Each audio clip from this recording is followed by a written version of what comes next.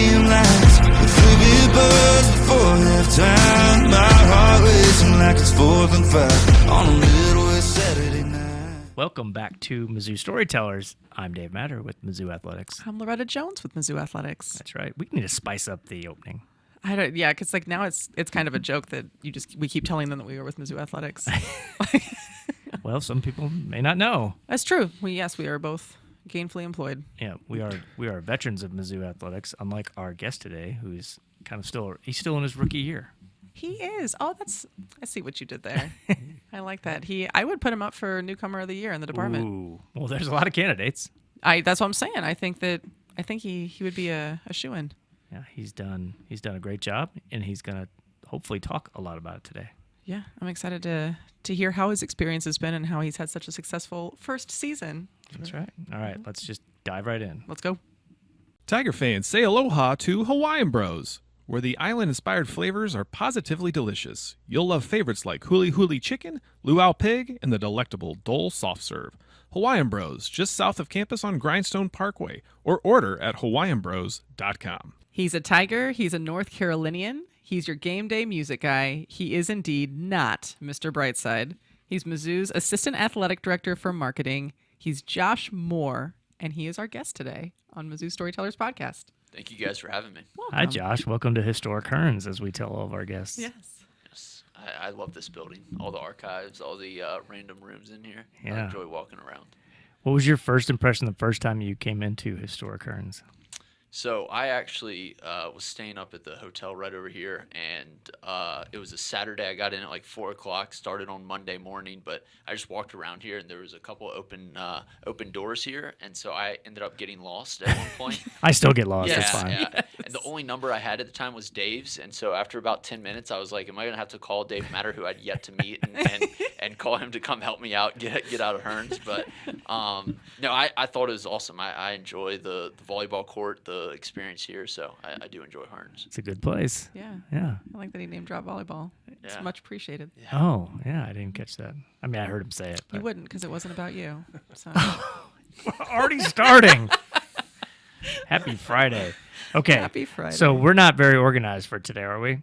I am always organized. Okay. So then I'll let you lead then. Okay. So go ahead. So one of my favorite things is when we have guests on here, we like to ask everybody who knows said guest about different things.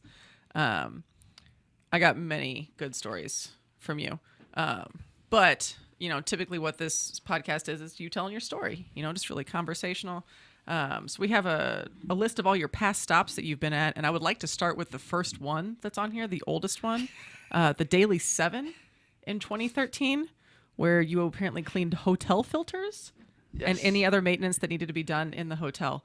So tell me how you went from cleaning hotel filters to being here today. So honestly, it was my mom's best friend's hotel, and so In Greensboro? in Greensboro, yeah. And so I just I didn't have a driver's license at the time. I was 17 without a driver's license, so I had to be picked up and dropped off by my mom every morning, and I would clean filters, paint doors that kind of had paint chip from it. It was my first job, and it was definitely the most interesting. I would water the flowers. Basically, what happened is my mom asked everyone if I could get a job, and that was the job I got. And so it was definitely not a real job. I just did random odd jobs and walked around with my guy Jose, who we didn't really conversate very much, but he was awesome. He was fun to work with, and it made it a lot of fun. So I love that you are still rocking that on your resume. yeah, That, everybody needs to know where you came from. absolutely. I mean, you did parlay that into your time at Captain Bill's waterfront restaurant. Oh, man. Well, that was in Morehead City, though. That is in Morehead City, and it does have 1.5 stars on Yelp. So, what can you share with us about your time at Captain Bill's? Oh man, that was a wild summer. So we have a beach place down in Atlantic Beach, and so going out of my senior year of high school, I convinced my parents to let me go live by myself down at the beach for a summer. How old were you? I was 18. Okay. I had just gotten my driver's license, and so my second shift ever there, it was a lunch, and we had it was me and another waitress. Well, the other waitress was like in and out on the phone a lot, and so she proceeded to get arrested mid-shift for abandoning her car the night before and got a DUI. And so the cops came into the restaurant, and I almost quit that day because I mean, we probably had 15 tables at the time. It's, Yeah. you know, I had 7 tables, and then I had to have all 15. And the manager was like, I don't know, I'm calling people, they're not answering their phone. I don't know who else is going to come in. And I was like, I don't know, I just need some help. And so it was the most interesting job of my life. I was around some characters that I probably had never been around in my entire life, but it Was it like a pirate ship, or what was this? I mean, it was wild. It was one time I had to tell every table that we could not fulfill their order because there was a brawl in the kitchen. Yeah. Essentially, what happened is I knew I wanted a job, so I went down spring break and I just walked into every restaurant I could. And I should have known the third restaurant I walked into with my resume and said, "Hi, I would like to be a waiter this summer," and was like, "You look like a good kid. Let's have you on." I should have known that. And so it was an interesting experience. That whole summer was an interesting experience. So. Like a good kid that's not going to get arrested mid-shift, yes, and is yes. not going to start fights in the kitchen. Yeah, the bar was really low, but I to this day I used to love coleslaw. I can't even smell it. I mean, I made so much that summer. I mean, it was. And I would leave every night just smelling like fish because it was, I mean, and it was not good food either. It was like fried flounder. It's not open anymore, so I can. Okay. Yes, Sorry, must yes. be an old review. Yeah. How did you? So when you left every night, how did you get home? Did you take the bus? I had a driver's license. Oh, at then that you point. had the Yes, license. Yes, Okay. yes, So I missed that. it's 18 is when you got a driver's license? yes. I went to boarding school, so Gotcha, So okay. no point of me. My roommate had a driver's license, and so he lived close enough. He would drive me home from break every time. So I did not get my driver's license till I was about 18 and a half, almost 19. All right. Yeah. Okay. Well, fast forward to this basketball season. Why aren't you playing right side more often? No, I'm just kidding. I was actually gonna rewind. Oh, okay, so okay. so you're from Sorry. North Carolina, but you didn't live there your whole life, right? No, I spent 4 years in Knoxville, Tennessee. Yes, and that's where I got to skip straight ahead though. I have heard multiple connections that you have with Peyton Manning, Yes. which I'm not sure if you know, but you're sitting in the room with probably the biggest fanboy of Peyton Manning. Really? It's a story that's been told twice on this podcast. Yes, So maybe big it'll fan, be- big maybe fan. it'll We'll be- show you the picture later. You just won't be able to see his eyes. Big fan is the quote. It's the quote. Fanboy. So how did those connections happen? I've heard a couple stories. There was one you got to drive him around. There was one about interviewing him for a school project, which is insane. Yeah. So how did you get connected with Peyton Manning? So at our beach place, one of the people that has a beach place near ours is a guy by the name of Carmen Tagana, who Blair DeBoard knows really well. Okay. And Oh, thanks, Steve. Carmen was in the athletic department at Tennessee for probably like 40 years. And so obviously got to know Peyton really close, still very close to Peyton. And so, we became close friends with him. Really is the reason I got started into college athletics was Carmen. And so I was doing a science experiment project on which type of which PSI of a football goes farther when you throw it. And so I had to interview 3 people for it. So one of my interviews was Eric Ainge, who was the Tennessee quarterback at the time. Another interview was a walk-on quarterback at Tennessee, and then the other interview was supposed to be Carmen. Well, Carmen set up Peyton as an interview instead of cool. So the next day I walked into class telling people that I talked to Peyton Manning, and Peyton Manning was one of my interviews. And then we got home from soccer practice later that night, and we had a voicemail from my teacher to my mom telling my mom that I was telling fibs that I interviewed Peyton Manning. She had to call her back and be like, "Nope, Josh interviewed Peyton Manning for his science project." So, And how old were you?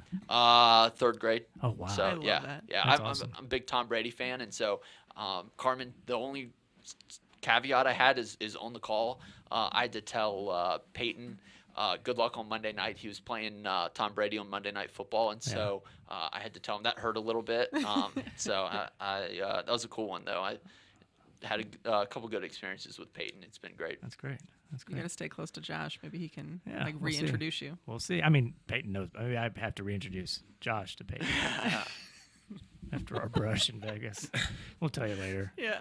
Our million listeners don't need to rehear this story. I know. They can always go back and listen to They previous could. episodes. I don't remember which one it was. Well, then they got to listen to all of It them. was multiple episodes. Yeah. Yeah. Okay. So where did you go to boarding school? I was in Nashville, North Carolina. It was Okay. it's called Christ School. Good basketball team. The Plumley brothers at Duke. Oh, sure. All three of them went to Christ School. It was all guys too. So Yeah. What was that experience like for you? it was awesome. It was awesome. How far away was it from home? It's about 2 hours, and Oh, then my parents, we lived in Charlotte at the time. Then they moved to Greensboro, and so ended up being about 3.5 hours.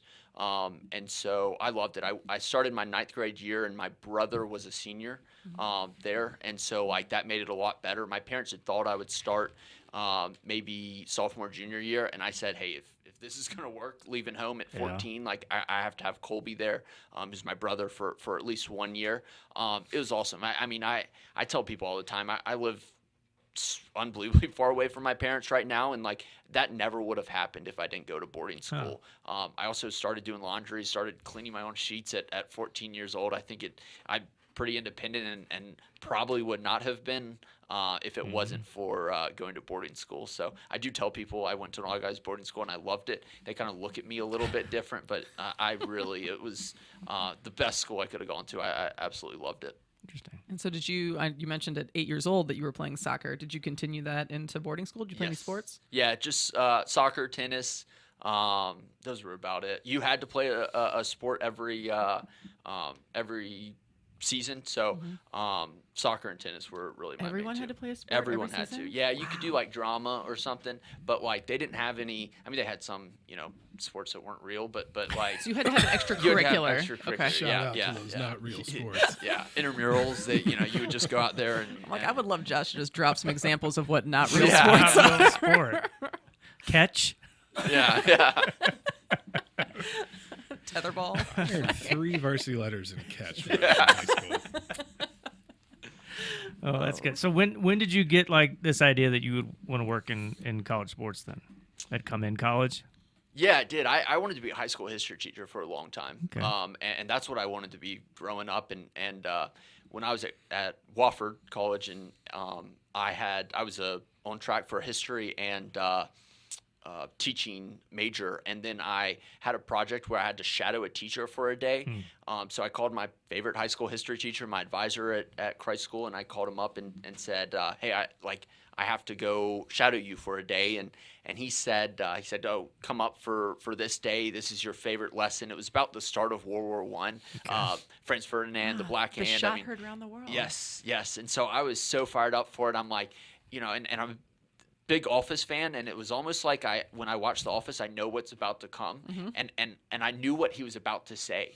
And so I remember it vividly. I was in a class, and he was teaching the class, and every time he was talking, I'm like, next is going to be this subject. And I'm like, I don't know if I can do this for the rest of my life. History doesn't change very often. No. And so it was that moment where I was like, heck, I have no idea what I was going to do. And so I knew Carmen. I called Carmen and asked him how to get involved. And he told me to just email the athletic department.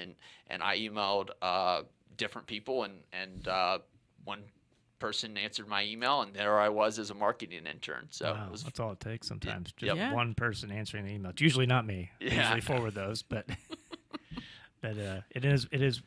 I say it wrong now all the time because you caught me saying it wrong once. yes, Say it correctly. Wofford College. Wofford. I said Wooford once in man. front of There's him. only one O.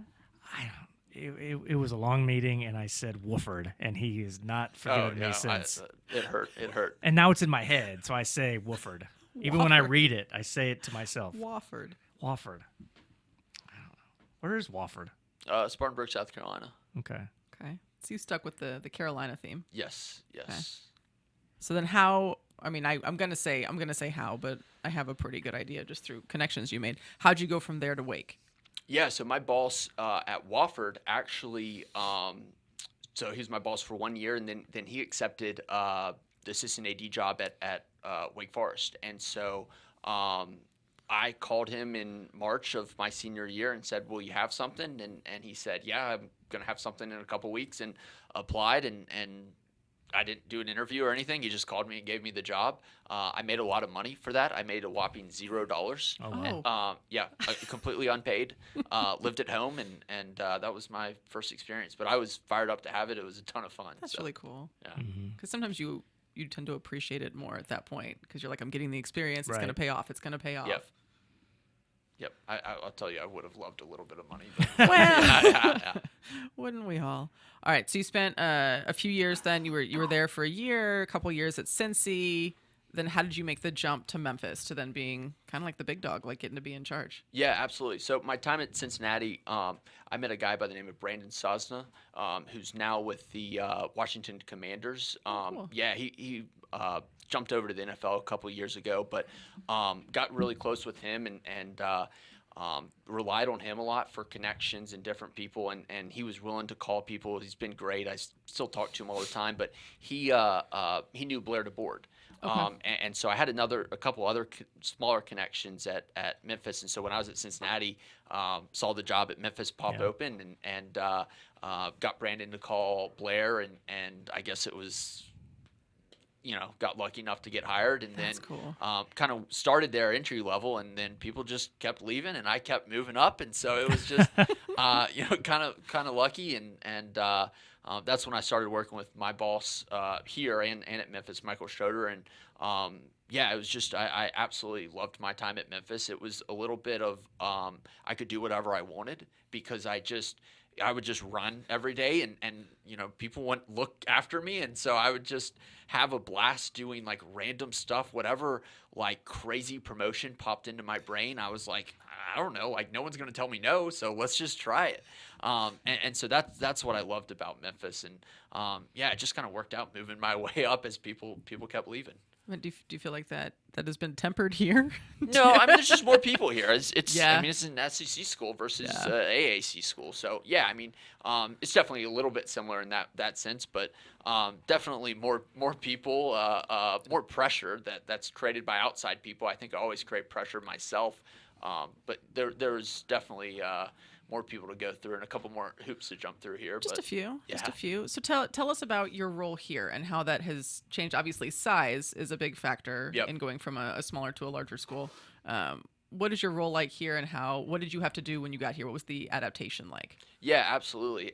So my role here is I tell people any advertisement you see, any billboards, radios, social media ads, promotions such as Gold Out, Blackout, Rally for Ryan. That's kind of my team behind that. I also say such granular as my team's the stuff playing stuff at music at games. So it could be the billboard that you drive past, or it could be the song that you hear at a baseball game or softball game or anything like that is coming from my staff. And so that's kind of my role here and trying to innovate, trying to get creative with fan experience.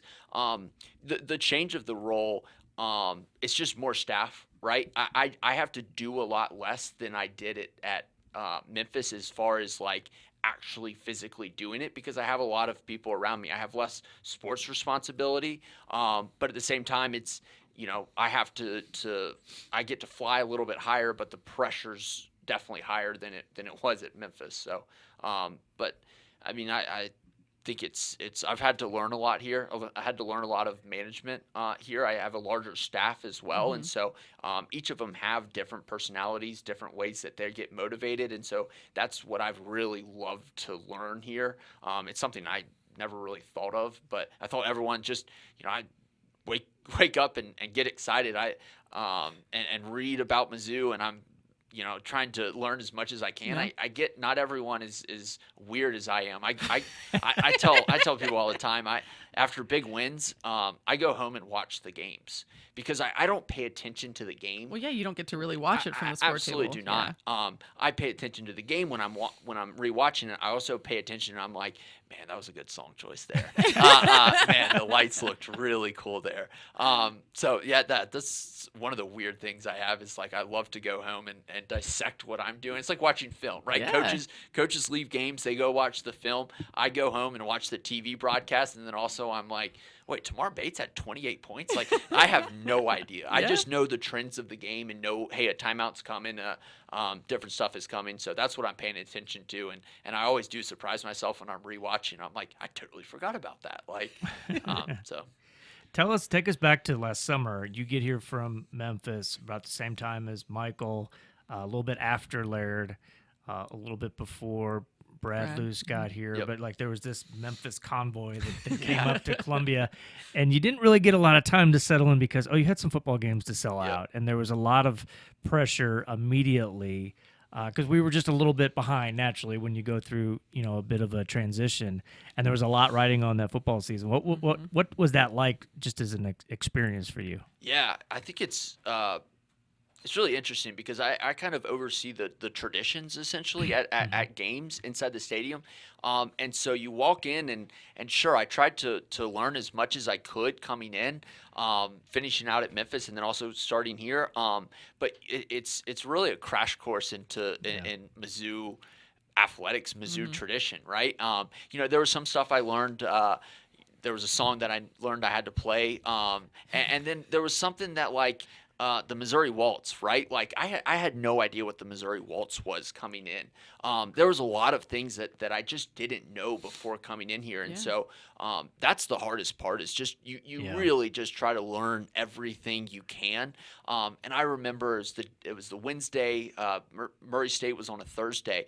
And like I probably didn't have all the answers on that one. I definitely didn't have all the answers on that Wednesday. And I think I left the office about 9:30, and I thought for a second that I was going to have to be there until 4 a.m. trying to figure everything out. And then I kind of told myself, well, tomorrow, guess what? Like, the ball is going to be kicked off, right? Like, and I'm going to learn things on the flow. And I did, you just kind of learn as much as you can, as quickly as you can. And there was a lot of pressure riding into that season. I remember talking to Michael when this opportunity first came open, and I was like, I really want to do a drone show at some point. And I remember my first day being like, what do we have planned for the Murray State game right now? And one of my staff members, Hadley, goes, well, I'm working on a drone show. And so, it was about 45% of the way there, 50% of the way there. But that was another thing we had to completely figure out. And so it was just a lot of like figuring out, checking boxes, and then also just learning as much as you can. And but there are a lot of people here that I've learned from, right? Dave's the perfect example of like, I can't remember who it was, but one of the people doing Big Mo, I was like, would you call it great or legend? And it's those type of people that have really helped me because you just don't know everything, right? I had never been to a Mizzou game prior to Murray State. And so it's like, all right, like let's learn as much as I can. And one of the things that in my time now in big time college athletics, I was at little schools and it wasn't nearly the same, is that the marketing team, just the amount of work that goes into for football, for all sports, but like for football, what's happening at the different timeouts and the quarter breaks and, like when people are going on, because obviously I've been involved in a lot of those and pregame and Big Mo, but halftime is always obviously going to be the band. Yep. So with basketball, how do you decide who you're going to do for halftime? Like, how do you decide whether, because there's all kinds of crazy stuff. Like there's been our guy Roman right there. Roman Alexander, Red Panda. Now we've got all these super cute little kids that come out and play full on basketball games. Like, how do you guys decide? Do you sit down and you're like, what would be something fun and different? Like, how do you guys figure that out? Yeah, that's a great question. It really starts to come, like there's a point probably mid-September where that needs to start thinking about. And so, I started mapping it out then, and I talked to Brad Luce and I said, hey, what date are you thinking Rally for Ryan? I just started putting stuff in there. A couple weeks out before the KU game, I asked Roman if he wanted to sing the national anthem, and he wasn't available, but he was like, I'd love to do a halftime act. And so I'm like, okay, let's slot Roman here for LSU. And so it's almost like a puzzle piece that you're slowly putting together. And, we got lucky enough. I tried to get as many youth groups as we could, and I had to turn a lot away because I didn't realize how popular it'd be. And so the big thing for halftime is you're just trying to piece it together piece by piece, essentially. And so there are times where it's maybe a month and a half before a game, and I'm not, or before the game and I'm not sure what halftime is going to look like. And so I just start kind of putting pieces together. What would make sense? What would the fans like? And so I think the halftime groups, the students have gotten behind it. So I've enjoyed that side of things, and I think a youth scrimmage. I used to love when the little tykes would come onto the football fields, and so it's $0. They pay for tickets, and so why not, right? It's super fun to watch. Like to see the crowd gets into it. You know, they make a basket or they barely miss, and you hear the collective Yeah, absolutely. We hit the lights now every time they make a basket. So what has been your favorite halftime performance this year? I don't know. Probably Brad Luce's speech. I didn't really. I knew some stuff when I was at Memphis, but I really enjoyed the Rally for Ryan game. It was just it kind of warmed my heart to do something good. And so that was probably the best halftime that I went through, and that whole weekend I felt like I cried 5 or 6 times. Yes. I mean, the night before we had one of the kids who was getting interviewed on the stage tell everyone that she had just beaten cancer. Mm-hmm. And that was really cool. I mean, that was unbelievable. That was really cool. And so that whole weekend to me was a lot of fun and kind of goosebumps. Roman was also awesome, really great to work with, but definitely Brad Luce's speech, I guess, and kind of learning more about that, and also like that really put life in perspective too. Yeah. So. This episode of Mizzou Storytellers on the Inside Mizzou Athletics podcast is brought to you by Sophia's and Addison's Restaurants.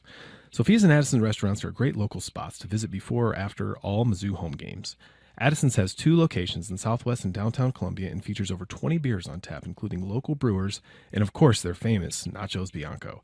So remember, before or after the game, stop by Addison's. When you're sitting there doing the games, and I love, like, I sit behind. Here she's gonna give me grief for where I sit.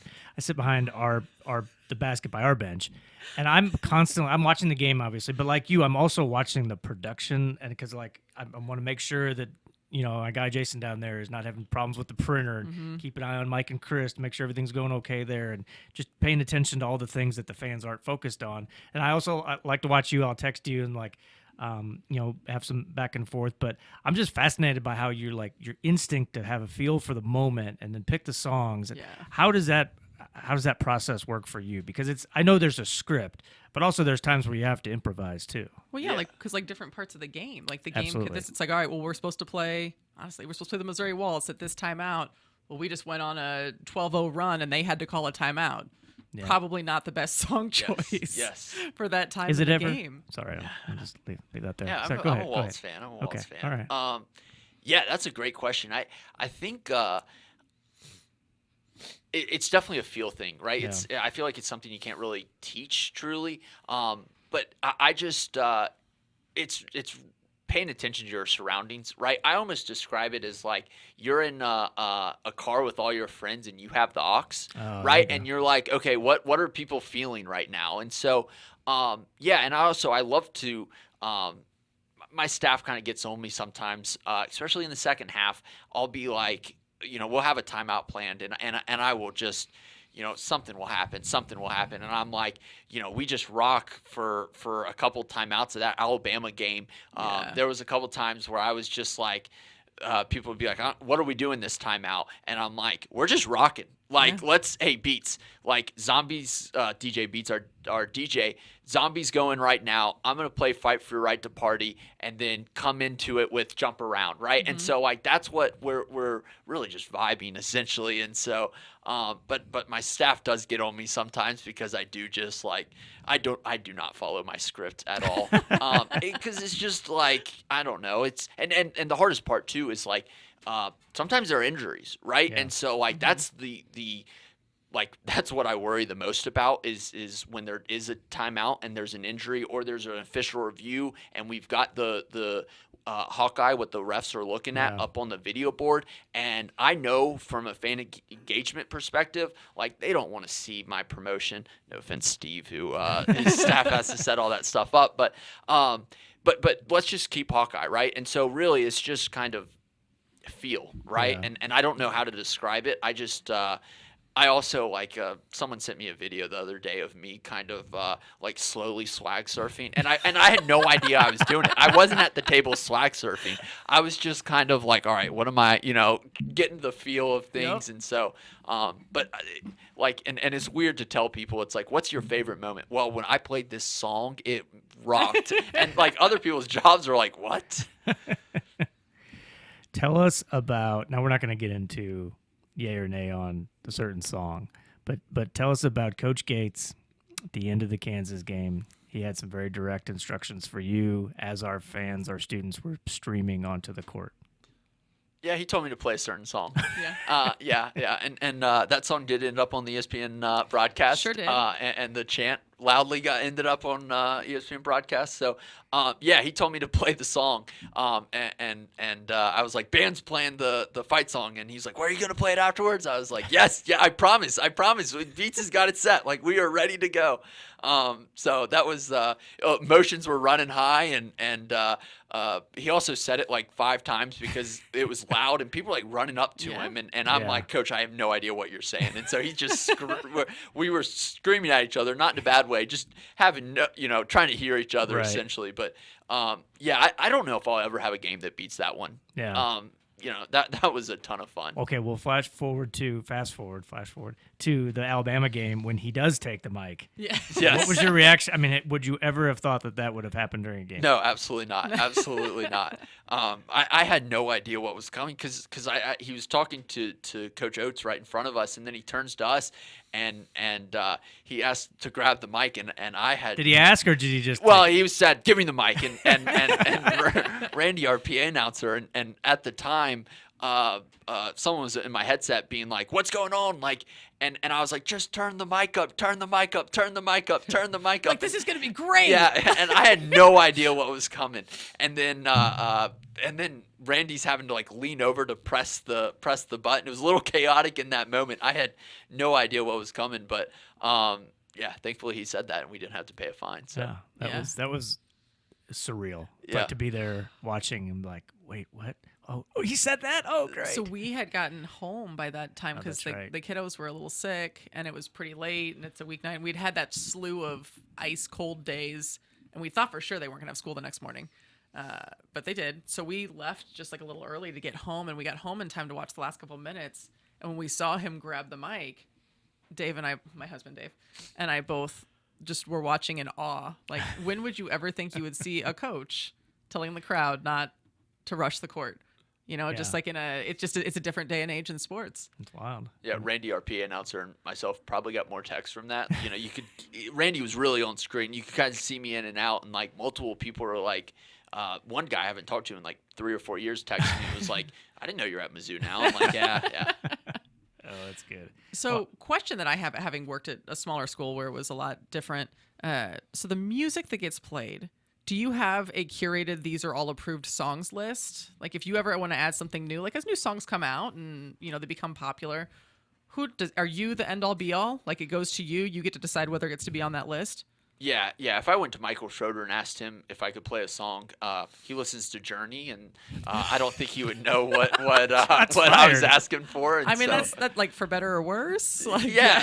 I mean, I'm definitely more of a ask for forgiveness. And nowadays there's a lot of songs that like if you really read absolutely. in between the lines, and so, but yeah, I mean, I think I'm the one who just try different songs, and that's the thing is I'm not really in that scene. I don't really pay attention to it, but I watch so much basketball that that's where I get like, oh man, that place is rocking, and my Shazam's my best tool, and so like the amount of times I walk up to Shazam to my TV with that, so I'm just trying to figure out what's the next best song that's going to get the place going.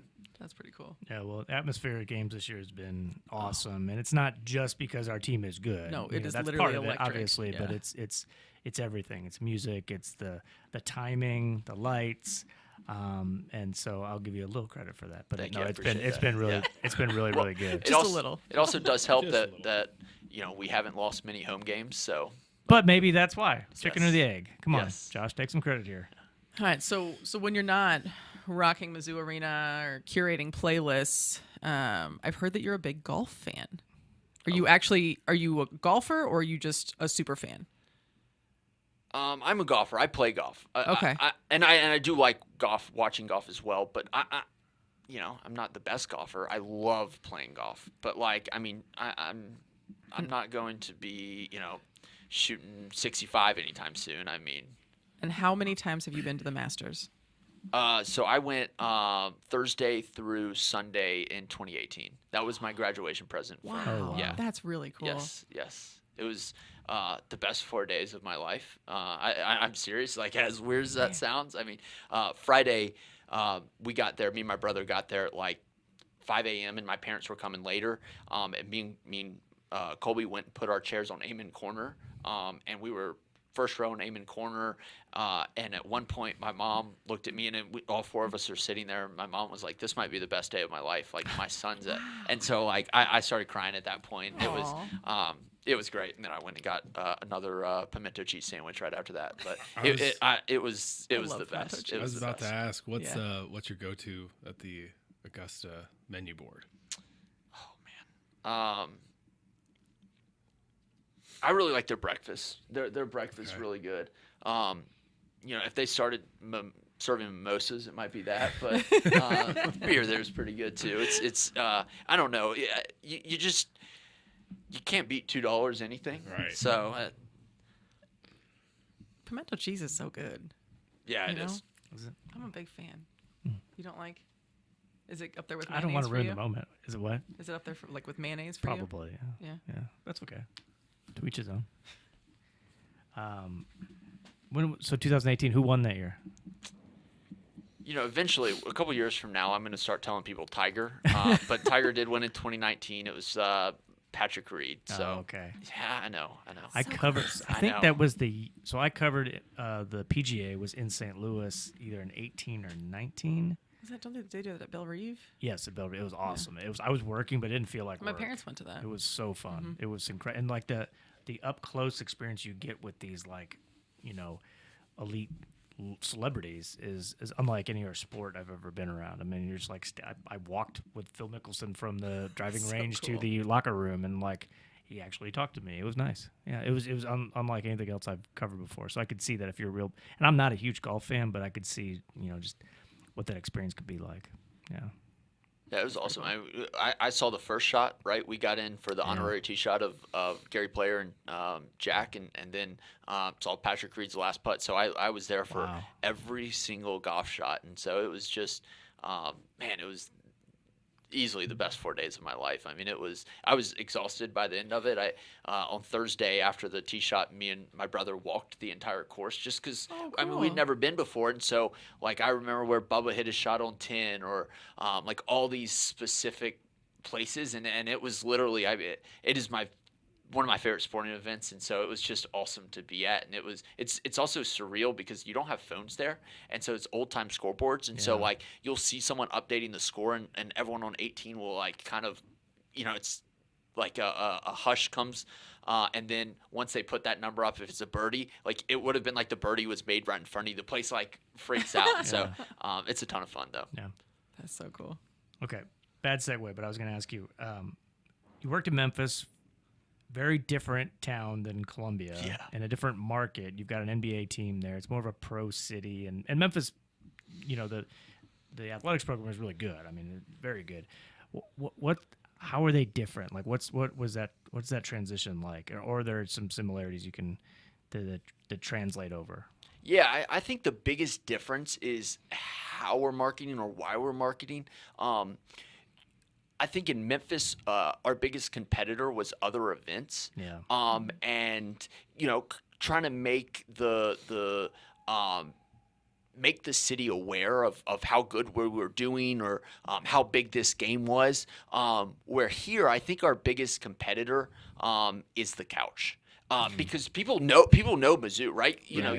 You go anywhere and it's Mizzou in this city. It's like, okay, how do you get someone from being at the Arkansas game on their, watching the Arkansas game on their couch versus inside Mizzou Arena? So that is the biggest difference, and that's kind of the biggest flip I've had to make is it's just a little bit different, and it's almost more of a FOMO, right? It's a little bit less of informing our fans, like, hey, you need to come to this because it's big. Our Mizzou fans already know that. Yeah. And so a big part of that is kind of relying on the FOMO here. Why would you leave your couch when it's, I don't know, 10 degrees out and come to Mizzou Arena to watch the game? It's like, well, because Mizzou Arena is rocking. And so that's kind of the difference. And I would say the biggest similarity is, it's still marketing, right? It's the same type of people get out for the same reason and come to games. So it's it hasn't changed that much, I would say. It's just a little bit. It's almost in messaging the way we're having to market a little bit different. Makes sense. Ready right. for some rapid fire? Yes, let's go. Okay. Okay. 5 rapid fire questions. Are these the 5 we're using? I think so. Okay. Who's first? Yeah, I'll go. All right. Best meal you've had in Columbia? CC Broilers. But what did you get there? I had just a steak. I've been a couple times. It's just great. I love CC Broilers. You would think that's the only restaurant in town. I know. Based on this question. Yeah. I'll say my favorite one that isn't for special occasions, Eris Pizza. I go there probably twice a week, 3 times a week. So What kind of pizza do you get? gluten-free pepperoni pizza. All right. How's it hold up? Best gluten-free pizza I've ever had. Okay. Really? And I mean, don't get me wrong, it's good, but the bar is not that high. Gluten-free pizza, a lot of places, is very bad. So Shakespeare's has a really good gluten-free. They have a cauliflower crust that I think is pretty good. I've had it one time. Yeah. It didn't. It's no Eris's. No. Okay. Eris is probably the best gluten-free pizza I've ever had. Wow. Okay. Noted. All right. So this is still your first year here, but what is your favorite Mizzou game day tradition? Tommy trumpets. Yeah. Mr. Brightside? You know what? I don't know if it's necessarily a tradition or I mean, I guess it would be a tradition, but when the students organically start the MIZ, ZOU chant, I mean, that gets unbelievably loud. And that is easily my favorite chant. Yeah. So. Yeah. I would agree, and I love like when you're watching games on TV, away games, when you hear the crowd doing it at away at games. Georgia. That's Incredible. so cool. Yep. Man, all right, your go-to karaoke song. Unwritten by Natasha Bedingfield. That was not on my bingo Yes! card today. I love Heck it. of a song. I love It it. is. I can't think of what that is. The rest is still unwritten. Staring at On the the blank. back I- page before you open up the dirty window. I was getting that. Can you sing Metallica's One? No. Which Inside one? joke. Inside joke. Caleb Grill inside joke. Okay. Best advice you've ever been given? Be where your feet are. Somebody else said that. Hey, maybe you heard it on the episode. Yeah. No, but I really liked that one. It is very good. Yeah. All right. If you could play any song to get the crowd pumped up, what would you play?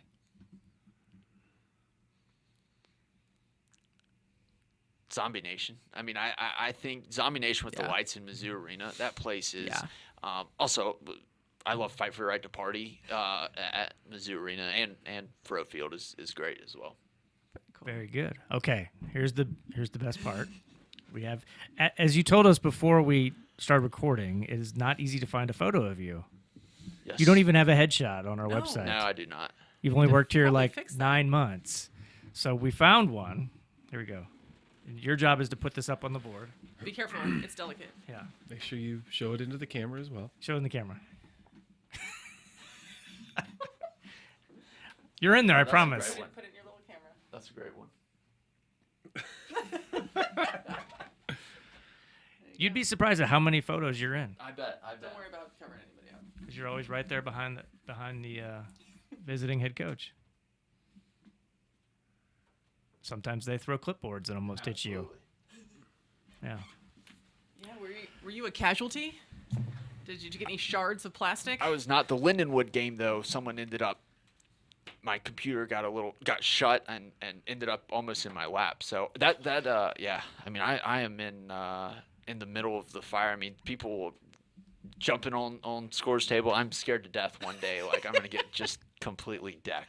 Well, that Lindenwood, that was the game Caleb Grill hurt his neck. Yes. So I'm glad your computer's okay. Yeah. Yeah. Okay. We thought Caleb was maybe okay. Never mind. That's My computer's not as much. good as Caleb Grill, so I'll say more that. resilient. Yes. Not worth as much monetarily. Yeah. Yes. Absolutely. IT can fix the computer Yeah. probably. All right, Josh. Well, this was a lot of fun. Yes, Yeah, thank you for joining us. Yeah. Thank you guys for It's having been me. awesome. No, you've done an awesome job. Like your passion you bring to the office every day is like infectious, and I want more people to be Josh Moores. Like Yes. really, you've added a lot to what we're doing, and that passion, that energy is like that's what we need. I tell my staff all the time: energy and attitude. Like be like Josh. Not in every way. Yeah. But I've seen it in your staff. Like you have an awesome marketing staff. Oh, yeah. And, those guys and ladies are really, really good. And I think your style is rubbing off on them. So Yeah, I that's a appreciate credit that. to you. Yeah, thanks for all that you've been doing. Thank Now, you. We'll just keep working on that air mattress race. Yes. Perhaps. Eventually. This episode of Mizzou Storytellers on the Inside Mizzou Athletics podcast is brought to you by Shelter Insurance. Ranked number 1 in customer satisfaction for auto insurance in the Central Region by J.D. Power 5 out of the last 6 years. We're your shield. We're your shelter. Man, Josh Moore. What a guy. What a guy. Josh Moore. I did make it very clear to Josh when we invited him on that we had a cancellation. Yeah. And that's why, and I felt bad because there are some higher ranking people in our department who we did not ask. And I just told them, all right, Josh, don't rub it in their face. I thought that they're important enough that we can't just give them a last minute invitation to the podcast. They need a couple days to prepare. And Josh I knew he wouldn't turn us down. So, No, that was awesome. He came in clutch. He saved us there. yeah. And he's got a good story. Oh, heck yeah. And our canceled guest will come back on another day. Yeah, exactly. No, but I mean, I meant what I said about Josh. Like he's just brought this real energy to our department, which is so cool to see for somebody that didn't know anything about Mizzou, really before he got here, before Larry brought him from Memphis. And man, our game days are awesome right now. And I again, like the team has a lot to do with that, bringing the energy up, but you still have to amplify that with your music and your lights and all that. But it's also it's every sport, Mhm. you know. Yeah. And like you said, his staff has adapted his attitude and what he does, and so you go to any sporting event from Mizzou, and that energy is the same. Mm-hmm. And it's really cool to see that anytime I go over to ask him a question or give him a suggestion, it's like the most exciting thing he's heard the whole day. Yes. Like you're like, Yes. are you messing with me? And he's like, no, that's a great idea. And he Yes. like writes it down. Yeah. I will never forget though. Oh man, I don't even know if it was a week after he got here, and he came to my office, looked totally worried. And I was like, what's going on? He said, what do I need to know about Big Mo? And I said, I don't know. What do you mean? What do you need to know? And he's like, how do we get people scheduled? And I said, oh, don't worry about that. Tia and I have been working on a list since, whenever, like, we got it. Like, we schedule everybody. So unless you have somebody come to you and say this person has to hit Big Mo, I said, we'll take care of it. The sheer relief that entered his body. He told me he had been losing sleep over it. Well, that doesn't surprise me. He cares. I know. He cares I was a like, lot. oh, poor guy. No, you've got a lot more things to worry about. We will make sure that somebody is always there to hit Big Mo. Yeah. Speaking of Big Mo, I think we've got a new candidate for 2025. Recently retired Mitch Morris.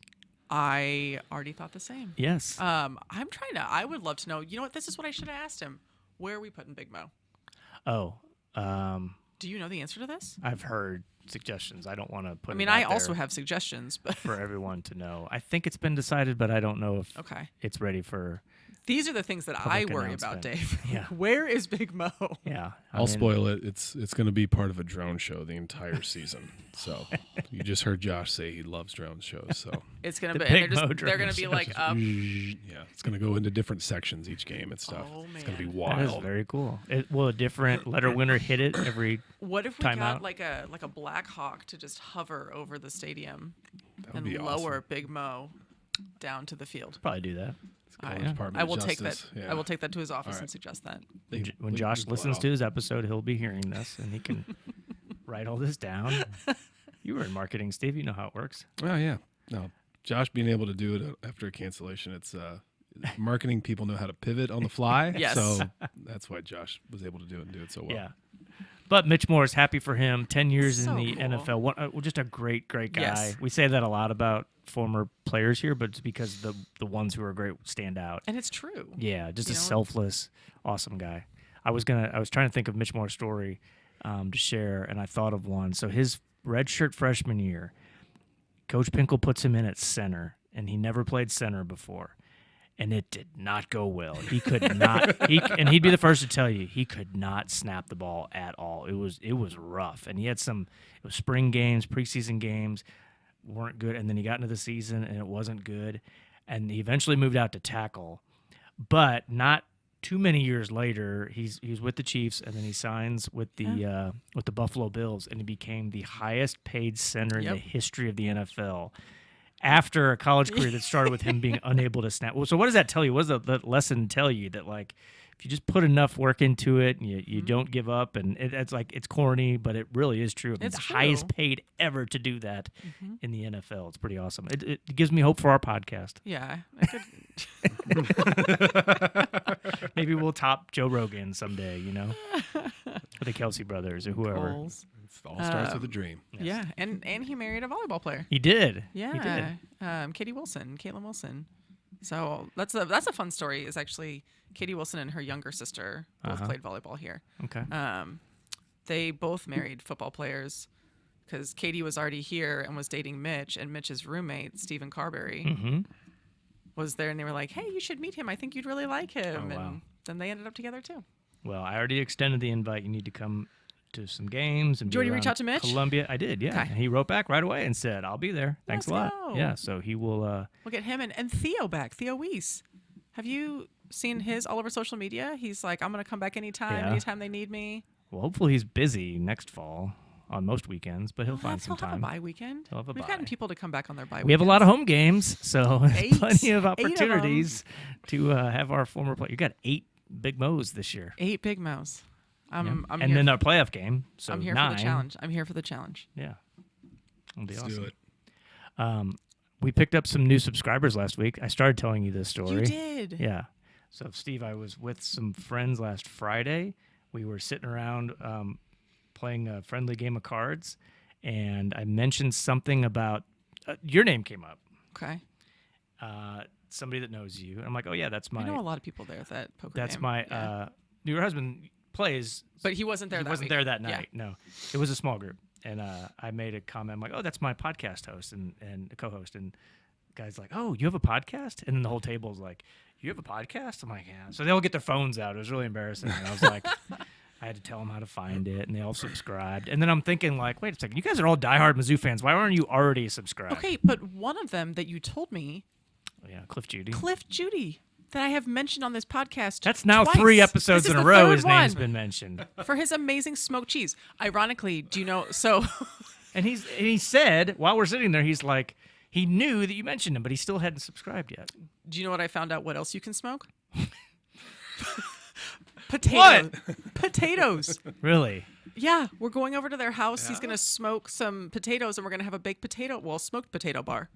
Okay. Guys, the list is endless. He's practically a new co-host. yes, We and drop his name enough. yeah, and maybe eventually somebody listening will tell him you need to listen. So our subscriber list went up by at least 4 or 5 last Friday, unless they were just like humoring me and not actually hitting the subscribe. I follow appreciate button. the grassroots marketing, though. Yeah. I was a little disappointed they weren't already subscribed, but you got to get the word out.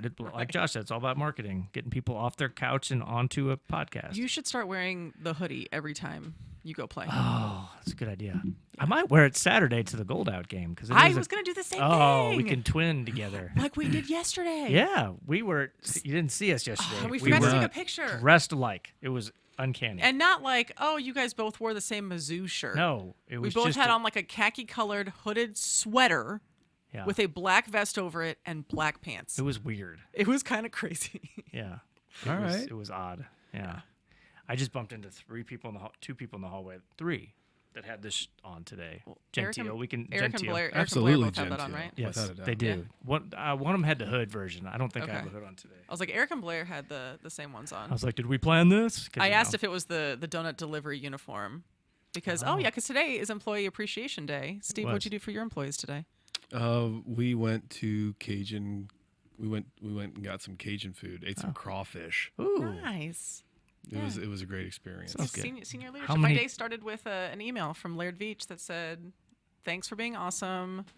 Loretta's the best." Yours was personalized? I mean, that's how I read it. Oh. But the leadership went to all of the facilities and walked around and handed out copious amounts of donuts. How many did you have? I only had one. Okay. How many did you have? I had 4. Two.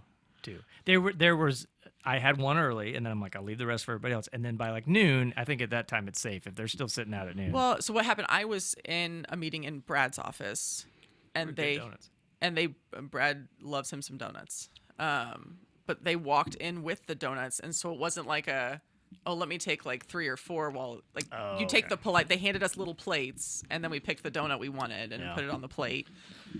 And then by the time I would have maybe wanted another donut, I actually had to head to an appointment. Oh, okay. Well, I bet there's still some around. So there were, when I left to go to the set appointment, there was a box on the front desk, like as you enter the arena. But they weren't ones that I wanted. It was like just the white vanilla iced ones. I didn't deliver any. I wasn't assigned, but we were supposed to deliver them. I got here a little after the delivery process, so I feel kind of bad. I don't think you should. How many times have you guys gone to an office donut box and cut half a donut to say, "Oh, I'm just gonna have half a donut," Never. and then you back. ultimately just go back? Because I've No. done that no less than 500 times, probably. So. No. Brad Luce is the king of that, though. And, I mean, he will go down to like an eighth of a donut so that he doesn't take the last of a donut. Yeah. So he doesn't feel like he ate that much. Just leave scraps for everybody. It literally, you see, there's a plastic knife in our office always. And I remember the first time I was like, why is there a knife in here? Like, when have I ever not eaten the whole donut? No, love me some donuts. Yeah. I forgot to bring a lunch today, so that's how I justified having a second donut. Well, you could, instead of 2 donuts, you could have just had a bunch of beers. Isn't that what? Where were those? I know that's what Roman Bunch of said, right? beers? Oh, that's right. Call back to the Roman episode. Dave, did you eat these donuts in the Dave Matter break room at Mizzou Arena? I stopped using that. I was made fun of so much. My first 6 months here, I would eat my lunch in the break room because I thought that's what normal people do. And every time I did, people would come in like, "Why are you eating your lunch in here, psychopath?" I'm like, I just get weird looks and weird comments, so I stopped doing that. Were you also wearing your satchel when you went in too? New satchel? I knew you'd bring it up. My new satchel. It looks like a camera case, like old school, like my family Don't would you go have on one? vacation. Yeah. I have a crossbody That's purse. what mine is. Let's You have a I have a cross. Nike cross. Okay. Okay. So That's a purse. it's a purse. There was a male model wearing this on the Nike website when I picked Well, it out. put it on though. Like Look Joey at how, Tribbiani. Like, no, put it on. Show how aggressively high it's strapped. I don't know how to do it right. So I knew this was gonna come up when I had it on. So I, like you, I have 2 phones, and it's really annoying. And some people only have one of the 2 numbers. You look So I never about to know go on a which one they're European gonna reach me vacation, on. Dave. Got all your So I passports got my and your cotton ball ring in here. bus tickets. Oh, the big cotton ball ring. I got it, my wallet, because I'm terrible about losing my wallet. It would only be better if he was wearing it underneath his quarter zip, so Yeah. nobody could steal it It's off his kind person. of hard to see the shoulder pad because that Oh, it has a that shoulder heavy pad? that heavy Does it? cotton ball ring is in there to protect his his traps. So I thought, I wasn't sure if I could pull this off. And then I saw LeBron James wear one on TV, and I'm like, okay, well, if he can do it, I can do it. Right? I love, compare this is you now, to LeBron James. I mean, Yeah, Yeah. This is now the second episode in a row where he has compared himself What was the other one? with your cotton bowl ring. You're like, well, I mean, I got a cotton bowl ring. Charles Harris. cotton ball ring. You LeBron still lost James, the point on that. Peyton Manning's right hand man. Yeah. The list goes on for. Josh Moore does know Peyton Manning a lot better than I do. I assume, right? I would assume so. Yeah. Like if he's I asking wasn't him, in 3rd grade though with my encounter. I no. was 44. But that wasn't his own. I wish he would have told the other story. Somebody told me that he was driving Peyton Manning around one time. Really? So he had to have been at least 18 and a half. Yeah, we know that. Boarding school boy. I felt so awkward asking that question because after I asked it, I was like, wait a minute, there could be some drama behind that, but there wasn't. So. No. we could have edited We're it about out. to get real. No, He we was don't edit arrested during anything his- here on the Inside a Mizzou Athletics shift at the podcast. Wild Bill's Steakhouse. What was it called? That Captain Bill's. Captain Bill's. I did look it up. That course. was amazing. I do love that he still has both of those on his professional resume. What was LinkedIn profile? Does that count? I mean, yeah. He's pretty. He doesn't really have much of a digital footprint, which made the prepping for this episode difficult. I really do feel like now, though, I need to go to Michael and say, you need to make Josh take a headshot. Michael doesn't have one either. Okay, Too busy so working. I need to go to Eric and say, Eric, you Yeah. need to make I need a Michael new and Josh. one. 'Cause my first one, I had no hair, and then then I took a second one, and I was clean shaven. So neither of them really look like How you look now. me. Yeah. So Oh man, okay. Well, we have drifted into the irrelevant now. we're just telling stories. We are. What, you got big plans this weekend? Going to the Kentucky game. Yeah. Yeah, with the kiddos. Otherwise, no. This is last free weekend before 2 weekends of reunions. Got football alumni coming back the next weekend. That's right. And then we have softball alumni coming back for the 50th anniversary of the Mizzou softball Oh, program. that's exciting. It's really cool. Our Yeah, goal it is to hit at least 100 alumni coming back, and right now we're at 73. Oh, so I we'll think get we can there. do it. We'll get there. Saturday is. I don't know how I'm gonna do this. So we got Will Matter has a basketball game at 7:30 in the Still morning. got basketball? He's got a couple more games left. 7:30. So then we're gonna race over for the basketball for the Mizzou Kentucky game, and then Jackson Matter makes his debut for Rockbridge Lacrosse As the goalie? As the goalie. There's a varsity game, then a JV. And He's a sophomore now, right? he's a freshman. He's a freshman. Yeah, Okay. unless I missed something It has been pretty in busy. the last few months. But Alyssa Blair might join us out there. Yes, she was telling me about that. I said Yes. that would be a reason to come to Rockbridge lacrosse games. Now, did I say all three of my kiddos are going to do Oh, are lacrosse they? now? It's Amelia fun. informed us last night that she wants to play. It's fun. Now, since it's a club sport at Rockbridge, the parents have to get involved and have to do a lot of tasks. You don't just get to watch the game. So they needed somebody to, like, stat the game, and they look at me. They're like, well, it's kind of your job, right? Like, stats? I'm like, kind of. I can do it. I'll figure it out. Normally, I have other people that can do this, like Oh, I students and interns. I and do stuff. remember that after. So it was now this makes sense that your kids are freshmen. That Molly was telling me last fall that there was after a game she took forever to get to our little staff tailgate, Oh, yeah. and I was like, "Where have you been?" She's like, "Part of fundraising for lacrosse. Oh, we had to yeah. pick up they pick up all the Pick up the seat- chairs. Yeah. Yeah, the seat backs. Yeah. So it'll be fun. Busy day, but good time of year. The weather's gonna be beautiful. Yeah, that's part. That will help. It's disappointing college game day isn't coming here. We made a pitch. Instead, they're going to North Carolina Duke.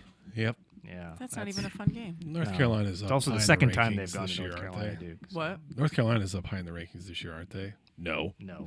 But I was like, crap, did something happen in the last 2 weeks? I think we got the Cooper flag effect going It's on all right. with ESPN. We'll have a so- great atmosphere. Yeah. And by the time you listen to this, the game will have been played. But it will. I'm sure it was a great atmosphere. Yes. Thanks absolutely. to It always is. Thanks to today's guest Yes. in many ways, and our guest from a couple weeks ago, Caleb Grill. Yes. Who has been playing amazingly since he was on our show. He's Not related at all, I'm sure. Not related at all. No. All right. Well, I guess this is our time to say goodbye I think so. because our best Mizzou memories have yet to happen. This is Mizzou Storytellers. I'm Loretta Jones. I'm Dave Matter. We'll talk to you next week.